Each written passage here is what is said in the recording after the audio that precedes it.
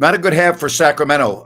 54-45. Grant and Rhino. I said all week that I thought the Kings would play well. They did not play well. They were very, very sloppy. They turned the ball over. They had bad 3-point shooting. Fox is the only one out there, along with Sabonis. Nobody else is doing anything. And Ryan, the Kings were playing very well.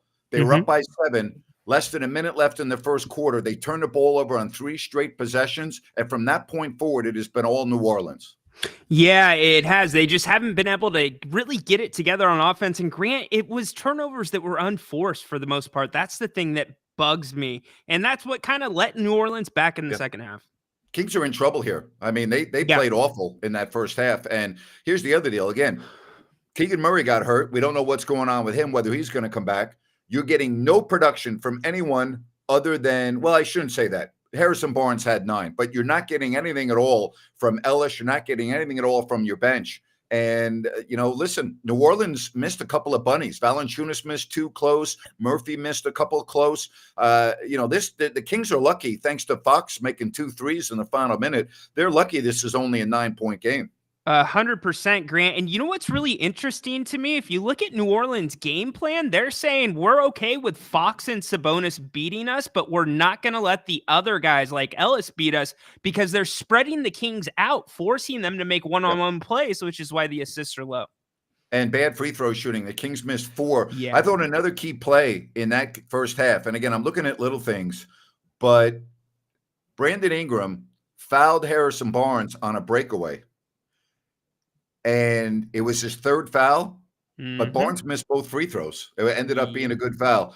Jerry, I got to tell you, we were just talking about this. I thought the Kings would play very well. Well, so far I've been wrong. They were very sloppy in that first half. They did not play well. That was not a good half of basketball for the Kings. No, it wasn't. And really, the defense of the Pelicans is taking them out of everything, really with the exception of Fox able to create shots and Domas to some degree. But they're not getting good shots. And basically the 3-point shots, really the guys are being challenged. They're forced. So I think the Kings have really got to really make some different thoughts here at the half. I think they got to play inside out and try to get, get something going that way. But if you're going to try to play on the perimeter, you're not going to get much. And, certainly. And then the other part is obviously you're getting nothing offensively from Ellis or Murray or the bench. Or Mitchell. I mean, Mitchell's not doing the bench. Yeah. The bench is terrible. The bench is doing nothing. And then I was also just saying, Jerry, the Kings are in a lot of trouble if Keegan Murray can't come back in this game. Yeah, no, they've got to have him come back and actually be productive. I mean, certainly, I think he's got to, if he does come back, he's got to try to get to the basket for the mid-range shots. I think the Kings have got to look, with the exception of Fox, he's really the only one that's got really great, clean looks on the 3. Yep. And of course, that's because they're scared of him getting to the basket. But that's why I think everybody else needs to be working to go inside and get mid-range shots a little more.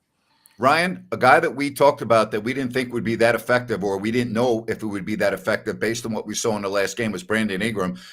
I thought he played very well in that first half. I mean, he did a little bit of everything. He does have 3 fouls, so keep your eye on that. But think about that. He had 9 points. He had 5 rebounds. He had 3 assists. I mean, if I'm the Pelicans, I'm very happy with what I saw from Ingram in that first half. Yeah, certainly. I mean, he was a little bit all over the court. He was getting inside. Yep. He doesn't look like he's hobbled. Also, Larry Nance making a huge difference for the Pelicans there. But keep an eye on Ingram. It looked like he was dealing with some type of injury. So we'll see if anything comes of it. Jerry, what do you think is going to be the key here? You just mentioned, a little bit of a different strategy offensively, but the assist to turnovers and 3-point shooting, we always use that as the barometer for the Sacramento Kings, right?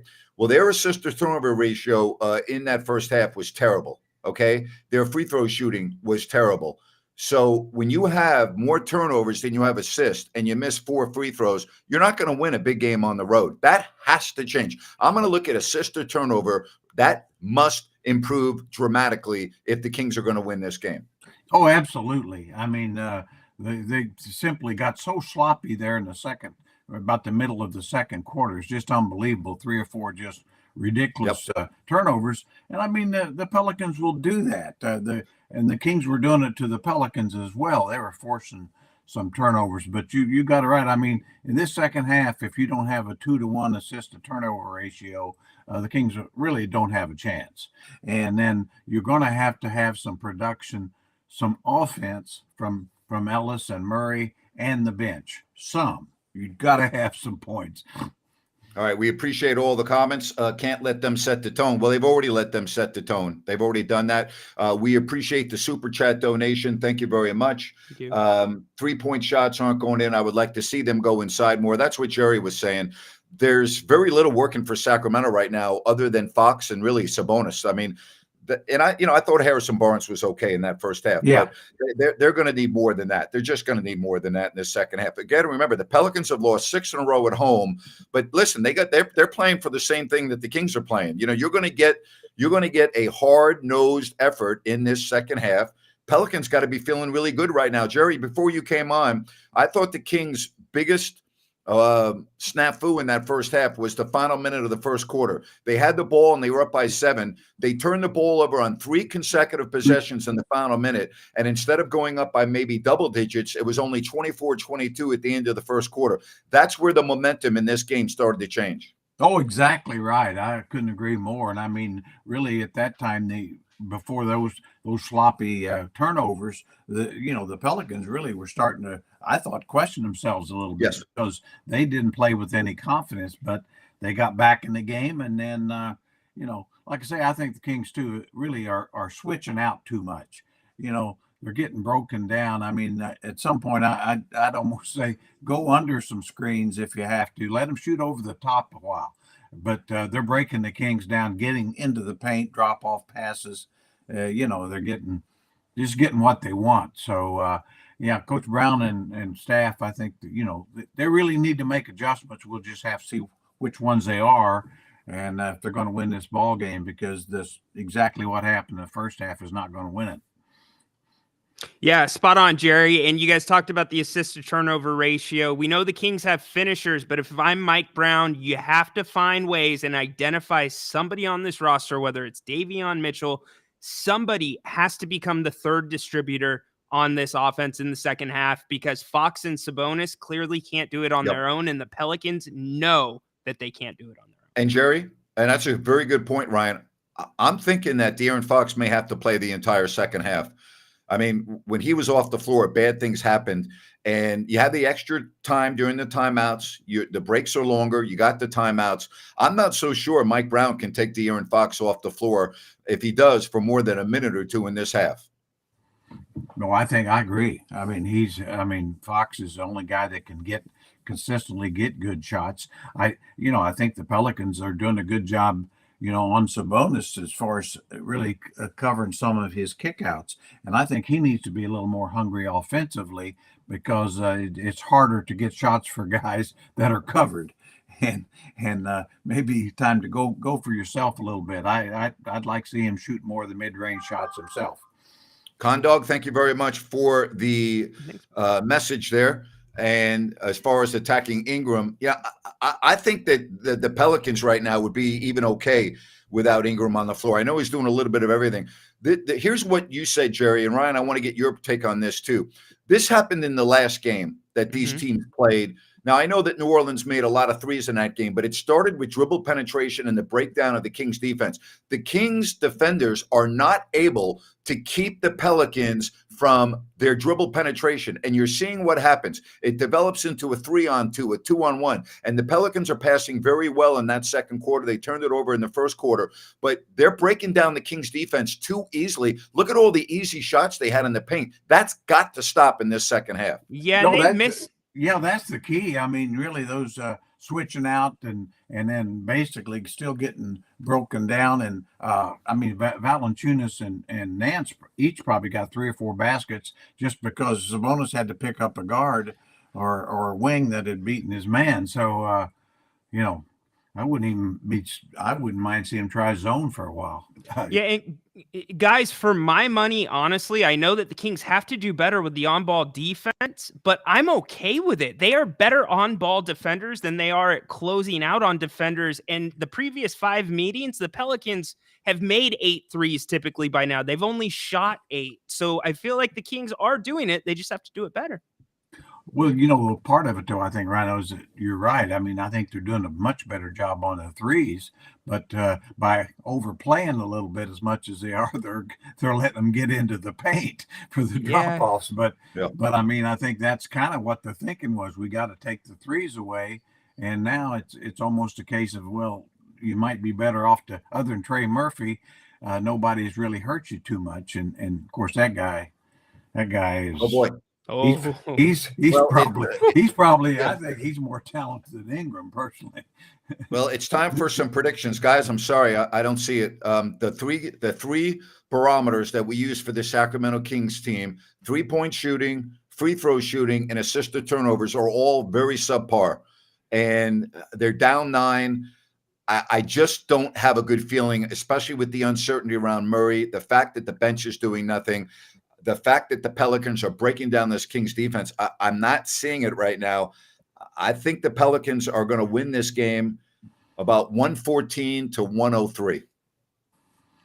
With the caveat that we're saying Brandon Ingram is going to play in the second half, Grant, I am with you. I do not think the Kings are going to pull this one out, unfortunately, because Grant, Sorry.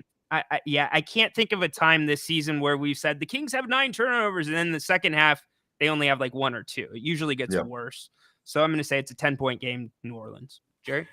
I hate to agree with you guys. I really hate to, but and that's the stats that Grant pointed out. I mean, assist to turnover ratio that'll get better, but can it get enough better? Because certainly the defense. So I really think it's going to be Pelicans 110, Kings May 102. Whatever chance the Kings have, we'll know in the first 3 or 4 minutes of the third quarter. Gotcha. Yep. 8 assists, 9 turnovers. So, keep that in mind. We hope that we have a good post game. It's not like 9 points can't be made up in a hurry. That can be made up in the first minute of the third quarter. But, if I'm New Orleans right now, I'm feeling pretty good. You dodged that first quarter when you were down 7. And I thought, Jerry, is spot on. They did not look good. They looked out of sorts. They looked like they were doubting themselves. And the Kings got very sloppy in the final 45 seconds of that first quarter. And, that gave the Pelicans confidence. It got the crowd into the game. And they just dominated that second quarter. That was an outstanding second quarter for New Orleans. So I'm with you, Jerry. The first 3 to 5 minutes of this third quarter, huge for Sacramento. Yeah, because you'll know what the adjustments have been made and if it's going to have some impact. So we'll get a good eye.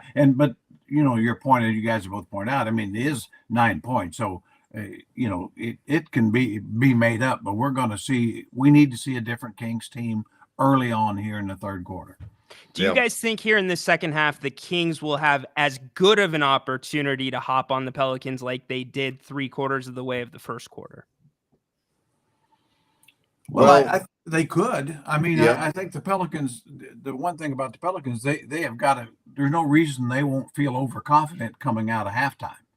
I mean, so I think this is a good opportunity, Ryan, that if Kings come out aggressive and maybe can force a few turnovers and make a few shots, momentum swings pretty quick. But like I say, I mean, if it goes the other way, this game could get pretty rough the other way quick. Sure. Jerry, appreciate it as always. Let's hope this isn't the last halftime we'll be doing this year. No, let's hope not. And, hey, it's the NBA and a lot of strange things happen. And right now, the Kings, we need some strange things happen in the second half. Yes, we do. Thank you, Jerry.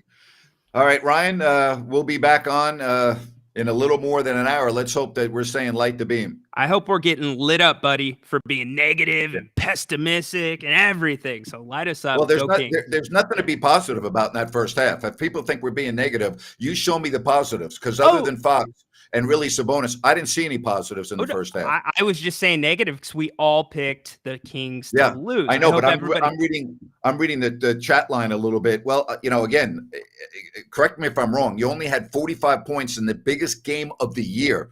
Okay, only 45 points in the biggest game of the year, and you had more turnovers than assists. You missed the free throws. I mean, Fox, I'm giving him a hell of a grade in that first half. Sabonis, I thought he played well.